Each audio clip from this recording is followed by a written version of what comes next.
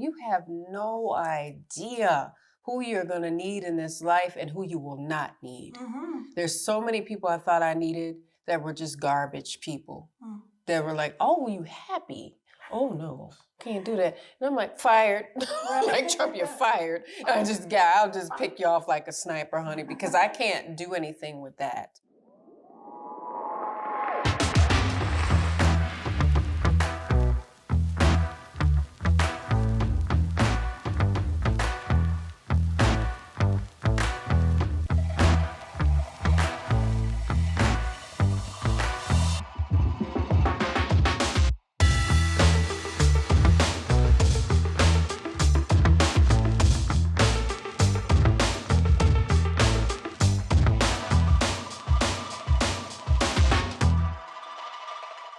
Assalamu alaikum, peace. It's Coach Nyla. Assalamu alaikum, peace. It's Coach Fatimah. And we are co-wives and co-founders of Outstanding Personal Relationships, as well as co-authors of the book, Let's Talk Polygyny Uncensored. So yes. In this video, we're going to talk about polygyny on the rough days. What does that look like? What do you do? Because people think that polygyny is hard for the most part. You know, they say there's different dynamics, there's different things where it can be challenging. I guess I should say not really hard like that, but it can be challenging because of the different dynamics. But you know, there's other things in life that can happen and can knock you sideways. And then what do you do when that stuff happens? And people don't understand that sometimes we be hurting and having a really bad day, and we don't get that the bad days are building us, you know? So sometimes when we had the least little bitty thing, like my co-wife was saying, you'll get hit with the biggest tragedy. You know, you get hit with the biggest tragedy. And I've talked about this so many times, but I think we were year 3 in polygyny, and my dad passed away. Like, he was sick for a year before that. And then he passed away. It was sudden, but it wasn't sudden, we know. And I was like, before he got really sick, I'm like, this just sucks. This whole thing is horrible. I can't stand it. I hate it here. And then, bam, he got sicker and progressively sicker. And then he passed away. And I was like, Allah was refocusing my focus and my energy on that tragedy. And then you start to change what you think about things that you're going through. And I'm like, well, polygyny isn't the tragedy. Maybe his death wasn't even a tragedy, but it far outweighed anything, and it still does, that I've ever been through within polygyny, not because of it. You know, so we've been hit with some stuff. Like, I'm telling you, it just compounds sometimes. Yes. Very recently. Very recently, yes. And those who follow a number of our videos, you kind of know that our family was dealing with a suicide of my son's friend, and my co-wife's bonus baby, you know, so be careful with those words too, but, you know, a loss of life of his friend, and dealing with that, and it was a person who was very, very close to him. So dealing with that type of thing, you don't have time for the others. You don't have time for negative comments, complaints. You don't have time for complaints. You don't have time for the comparisons. You don't have time for like any of that. It really does get you to focus on what you need to do in your life to not just go through things, but to grow through things. And like you said, I think, like you said about it being, challenges are the things that grow you, that build you. It gives you this character, and it's definitely how you deal with it. It is. So yeah, so the bad days. I mean, those things where, because we can sit there and think that our world is ending because our husband married again or is thinking about marrying again. And women, you watching this and you hearing it from me right now, don't sit there and be like, well, she don't know what she's talking about because she's an incoming wife or a subsequent wife or anything or second wife. The thing is that take the bias out of it and realize that there are even subsequent wives, incoming wives, second wives, or whatever that have this feeling that say, man, he's wanting to marry again. I thought it was just going to be me and my co-wife, and now it's this other thing. What do I do? So let's not think that it's only, one-sided and everything like that, and that, it's quick to point the finger at the first wives, because I think first wives get a bad rep of that they are the ones that just go off the deep end and go crazy and all this other stuff. And that's not, women are women. We are people. We are emotional. We have a lot of different things going on. And whether you first wife, second wife, third, fourth, when we realize that we all have emotional traumas that we have went through, that we've all went through some pain in some way, shape, or form, we can connect with one another and understand each other, instead of say, well, my pain was worse than yours because it was this way, or you can't possibly understand how I feel because you never went through this type of thing. So when it's rough for us, when it was rough for me, and still is, because this is way fresh with me dealing with the stuff that my son is dealing with and trying to help him through it. I lost a friend 2 weeks before that, and so these things. And who was there by my side? My co-wife. Who was there that was helping me through these moments? My family, my co-wife.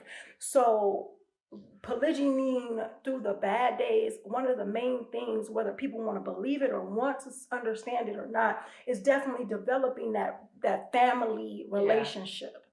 Totally. Understanding that you are a family and getting out of the things that can hold you back from growing, hold you back from cultivating a great relationship, because you don't know what you may need in the future. And from who? Exactly. And from who? Right? Because you don't think that, I won't need her, she's for him, or I won't. You have no idea who you're going to need in this life and who you will not need. There's so many people I thought I needed that were just garbage people. That were like, oh, you happy? Oh, no. Can't do that. And I'm like, fired. Like, Trump, you're fired. I'll just pick you off like a sniper, honey, because I can't do anything with that.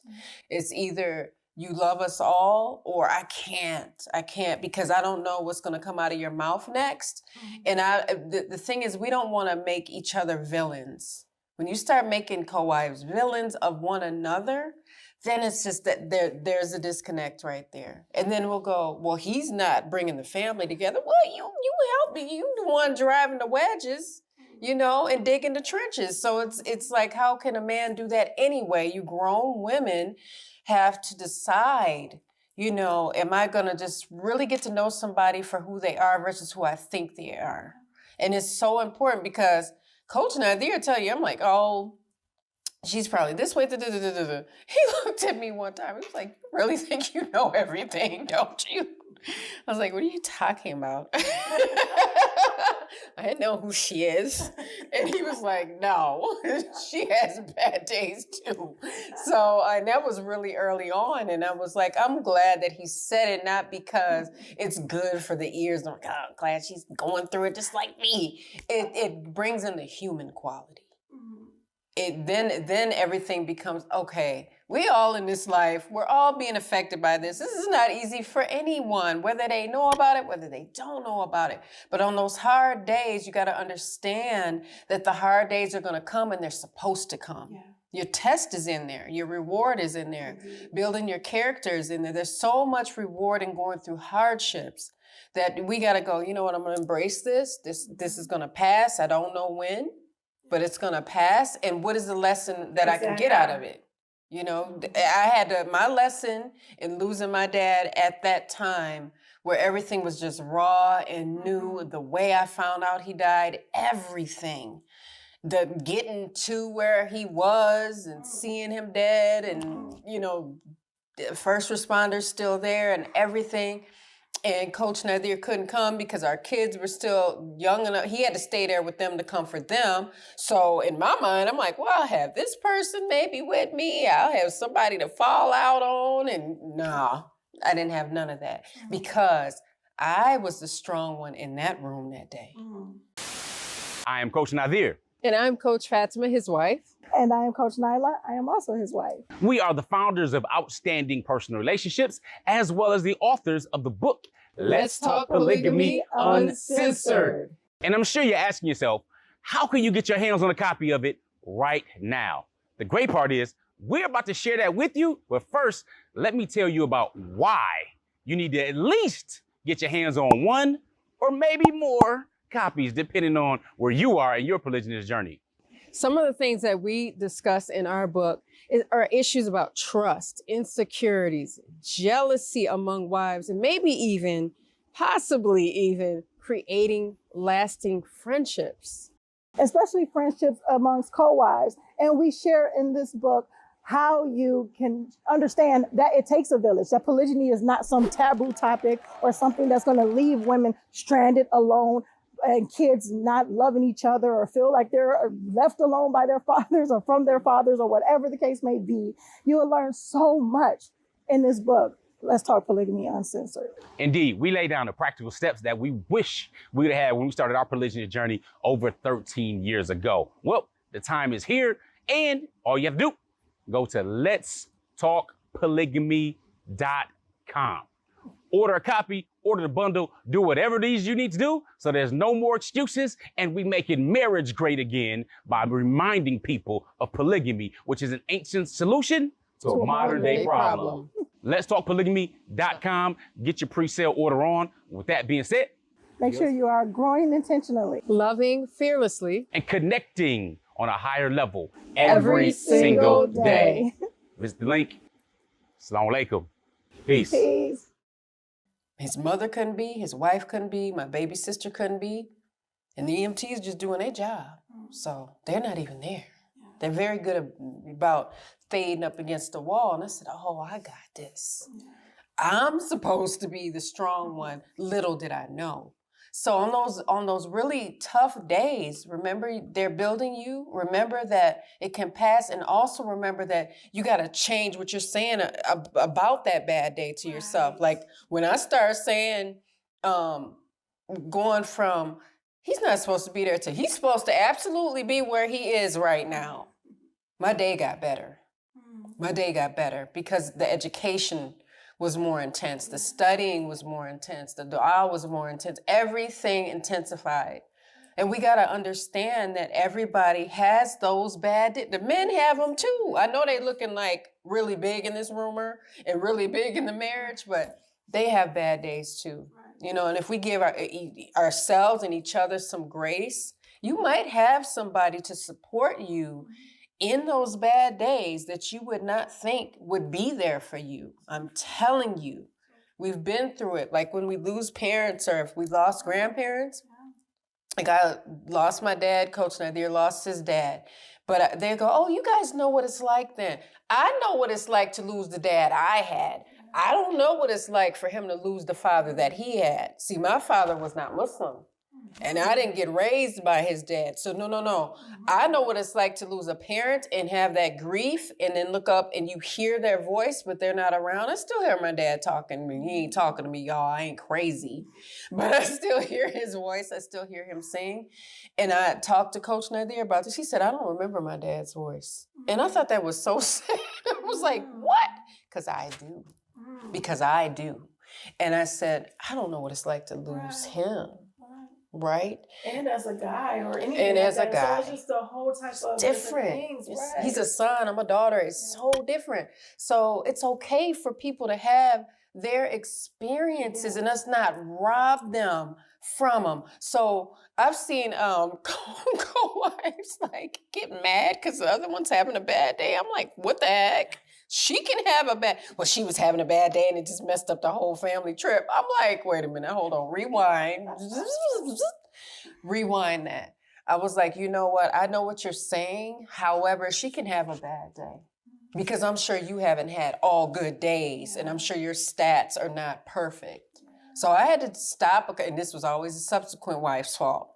And I'm like, she can have a bad day. Like, what kind of delusion are we living in when we start saying that initial wives or the first two wives can have a bad day, but not the third or the fourth? I had never heard of anything like that in my life. I said, you know what? You wouldn't say that if you weren't in polygyny. If she was just a sister that wasn't married to the same man, you'd be like, oh, sis, you having a bad day? I'm gonna make the offer you. What's the matter? What can I do? But she had it. I was like, I don't know what grade we're in, but I'm not in kindergarten. I don't get that immaturity, but we got to understand that as wives, as co-wives, we can all experience and will have bad days. That don't mean it all revolves around our husband, though. Right. But when it does, just understand that it stretches you. It stretches you. If you let it, it will. Right. So that's the thing. What do you do? Like my co-wife said, you'll find the lesson in it. You learn from it. You find a way to get some peace out of it. And, whether you need to write things down, whether you need to read a book, watch something funny, reach out to your co-wife, reach out to your bonus babies, reach out to, some family that you really care about. Utilize those things, but you have to understand that when those other things, those bad days happen, whether you're, in monogamy or polygyny, but that's the thing, bad days will be bad days, regardless. Bad days will be bad days. It's how you react to it, it's how you respond to them, is if you have that mentality to say, I'm going to learn from this, I'm going to grow from this, or right now that I don't know how I am, but maybe I just need to take a break. My wife laughs at me because I said, I need a break from my life. I said, I need a vacation from my life. The way my life has been set up in these past almost 4 weeks, it's like, I said, Allah must love her so much because I'm like, it's boom, bam, what is boom. going on? Yeah. So, totally. but what are we doing? We're still creating content. We're still creating. We're still bringing things out to you. We're still mothering. Life goes It's going to go on with or without you. I tell you that. Life goes on. Things keep going. If you want to sit and mope all day, life is not going to stop because you want to sit and mope. Life is not going to stop because you want to blame somebody for your issues. Life is not going to stop if you say, you know what, I'm going to turn my bad moment to a bad hour, to a bad day, to a bad week, to a bad year. Life will not stop because you stopped. So knowing that, being knowledgeable of that, create it in a way that you are going to benefit from it, and that you're not going to hinder yourself and those that you love and those who love you. Right, because they ain't gonna want to be around you. Keep moping. And life doesn't owe you anything. It doesn't owe you an apology. It doesn't owe you anything. It's what we make of it. It really is. And people think it's so cliche. It's not. Life is what you make of it. And you can pull yourself up. You'd be surprised at what you can do when you tell yourself that you can do it. And we just have to say that because as coaches, a lot of times people just see the social media and, hey, my co-wife. We all have bad days. We all do. We still do. We're going to have them. And we've come to terms with the fact that they will keep happening and we'll keep going and keep learning from those things, inshallah. So we just had to say that to you all because, when you don't think you have anyone, especially to the Muslimas that are watching, you have Allah. To the Muslim brothers, you have Allah. Always remember that. And we forget. He wants us to turn to him. It's all about that relationship. Yes, that's yes, where our success embrace lies. it. So, yeah. Indeed. Alhamdulillah. All praise to Allah for those who do not know what that means. So, so I hope you guys got some great information from this video. Make sure you like, comment, and subscribe, and all that other fun, great, beautiful, wonderful stuff. Yes, and share it, y'all. Yeah, share, because sharing is caring. Man, we ought to know. Indeed. They're gonna be like, I hate them. Oh my gosh. So next video, we'll see you, inshallah, God willing. So before we leave, make sure you are growing intentionally, loving fearlessly, and connecting on a higher level every single day. We'll see you soon, inshallah. Assalamu alaikum. Peace. Be there.